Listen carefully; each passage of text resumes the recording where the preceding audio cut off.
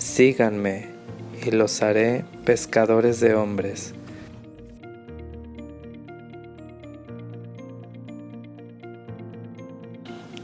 Hola queridos hermanos, hoy estamos a lunes 30 de noviembre. Celebramos a San Andrés Apóstol, hermano de Simón Pedro, y vamos a escuchar este evangelio que es de San Mateo capítulo 4, versículo 18 al 22, que nos habla precisamente de la vocación de los primeros 4 discípulos, entre los cuales se encuentra San Andrés. También quisiera leer, después de proclamar el evangelio, el oficio de lectura en el que San Juan Crisóstomo nos habla de este acontecimiento tan hermosamente. Básicamente esta sería casi la homilía y quizá algún comentario después.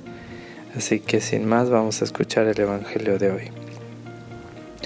Del Santo Evangelio según San Mateo. Gloria a ti, Señor.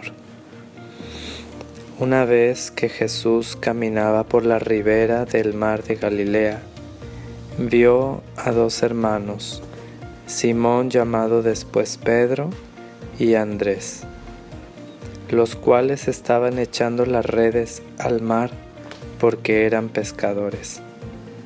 Jesús les dijo: síganme y los haré pescadores de hombres. Ellos inmediatamente dejaron las redes y lo siguieron.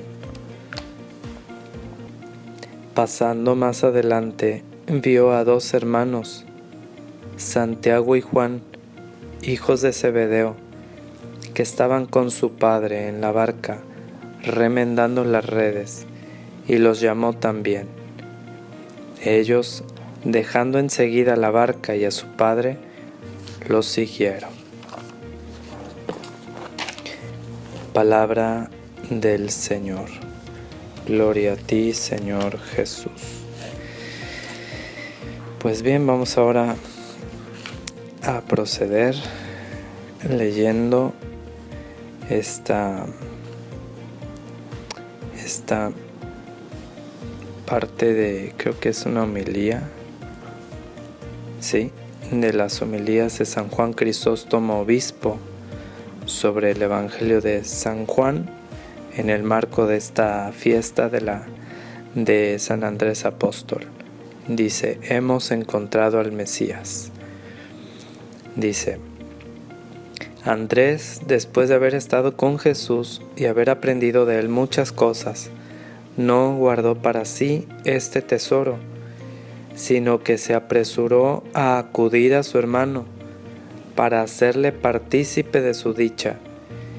Fijémonos en lo que nos dice, en lo que dice a su hermano: hemos encontrado al Mesías. Traducido quiere decir Cristo. ¿Te das cuenta cómo empieza ya desde este momento a enseñar lo que en breve tiempo había aprendido? Con ello demuestra la eficacia del Maestro que tan convencidos los había dejado, y su propio interés y diligencia manifestada ya desde el primer momento. Este mensaje en efecto es propio del alma que anhela ardientemente la llegada del Señor, que espera su venida del cielo, que se llena de gozo con su aparición y que se apresura a anunciar a los demás algo tan grande. Esta es la prueba del verdadero y sincero amor fraternal, el mutuo intercambio de bienes espirituales. También es digna de notar la docilidad y prontitud de ánimo de Pedro. Al momento, sin dilación, acude a Jesús y lo presentó. Dice a Jesús, también es digna de notar la docilidad y prontitud de ánimo de Pedro. Al momento, sin dilación, acude a Jesús. Y lo presentó, dice, a Jesús. Pero no debemos extrañarnos de esta facilidad de Pedro, que acude sin previo examen.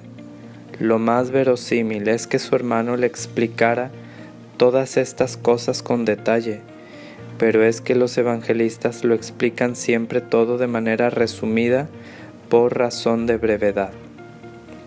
Por lo demás, tampoco dice que hubiese creído al instante, sino y lo presentó a Jesús para ponerlo en sus manos y para que fuese él quien le enseñase, pues estaba ahí en calidad de un discípulo más y a eso venía.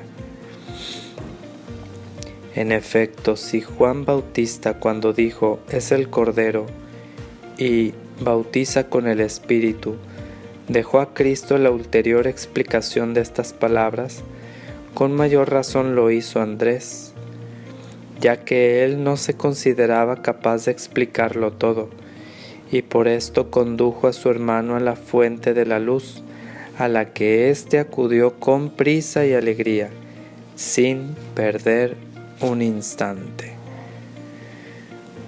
Hasta aquí de las homilías de San Juan Crisóstomo, obispo, sobre el Evangelio de San Juan. Hemos encontrado al Mesías. Pues bien, es hermoso y es muy valioso que la palabra de Dios, la Sagrada Escritura, la palabra de Dios escrita, la podamos nosotros entender mejor a través de los santos padres o a través de los santos. En este caso, a quien escuchamos es a San Juan Crisóstomo, que le han llamado boca de oro, obispo, que es especialista en la Eucaristía, es doctor en la Eucaristía, es la máxima autoridad para hablar de la Eucaristía. Recuerdo que me ha dicho muchas veces el padre Rafael Orozco, pero que no le resta autoridad al hablar también de esto, ¿verdad?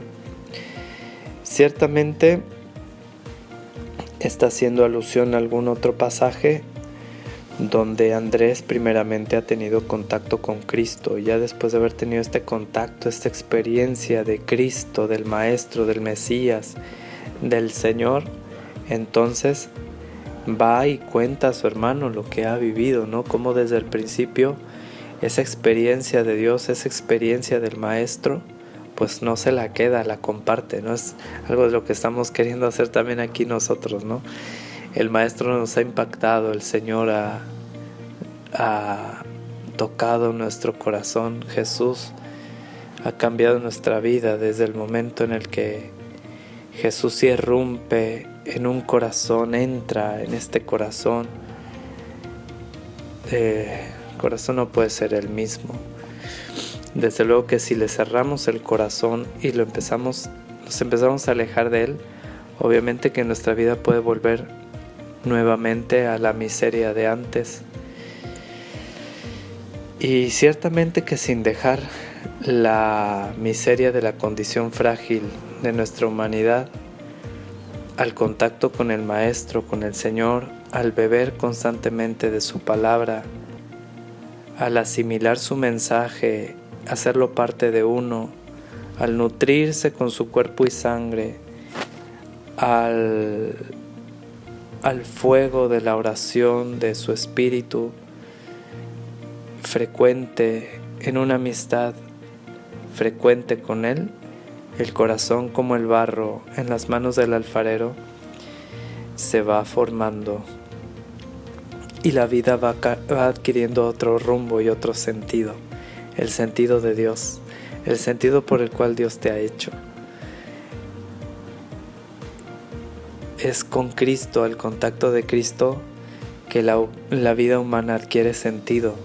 Descubres la misión de tu vida, tu razón de ser, tu razón de existir se descubre y se despeja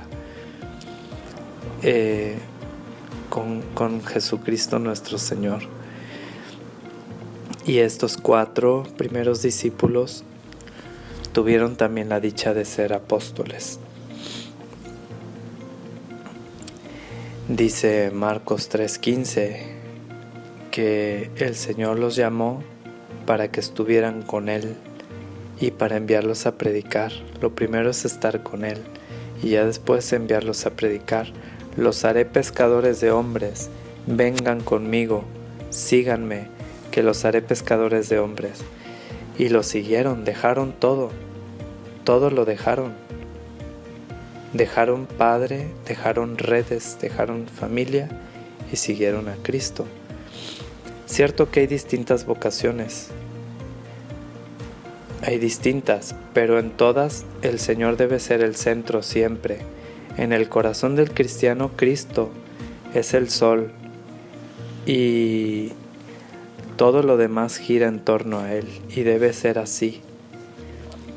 Sin embargo, en el consagrado, de una forma más radical, porque se vuelve uno, la virginidad por el reino, por ejemplo, el celibato por el reino de los cielos, vuelve a uno pues un testimonio o un signo de lo que será el reino al final, pero también de lo que ya es ahora. Y bueno, pues decía, hay distintas vocaciones específicas. En general, pues son 4.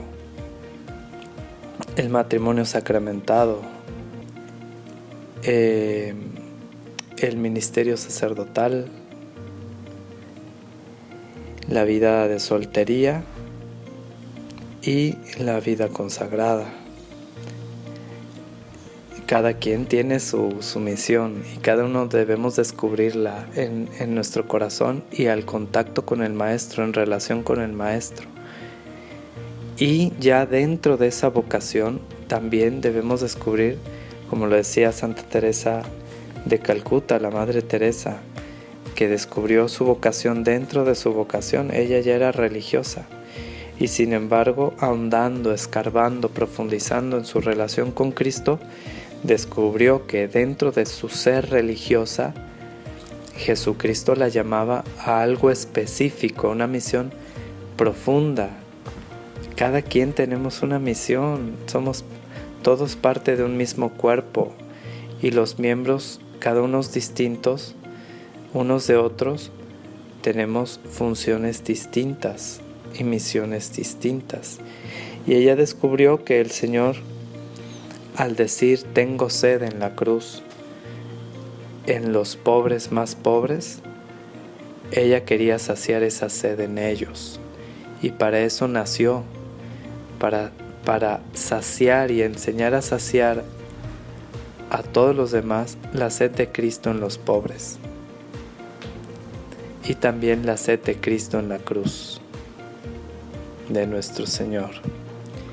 Esa es su misión y esa fue su misión. ¿Cuál es la tuya? ¿A qué Dios te ha llamado? ¿Para qué naciste? ¿Cuál es la razón de tu ser, de tu existencia? ¿Por qué viniste al mundo? ¿Cuál es tu tarea? Pregúntate eso. Y ya que estás en el camino, síguetelo preguntando, porque puedes profundizar en esa misión. También Santa Teresita del Niño Jesús, en el oficio de lectura del día de su fiesta, ella dice que descubrió cuál era su lugar dentro de la iglesia. En el corazón de mi madre la iglesia, dice, yo seré el amor. Tenía una aspiración muy alta, ¿verdad? Identificarse con el Espíritu Santo. Claro, dentro de sus muchas limitaciones. Entonces, bueno, pues son 2 ejemplos de vocaciones. ¿Cuál es la tuya? Que el Señor nos ayude a caminar en ella, a responderle a su llamado como Él se merece. Adorado sea Jesucristo. Declaro que todo lo bueno que hay en mí, todo viene de Dios, y que todo lo malo que hay en mí, todo viene de mí. Suya es la gloria. Amén.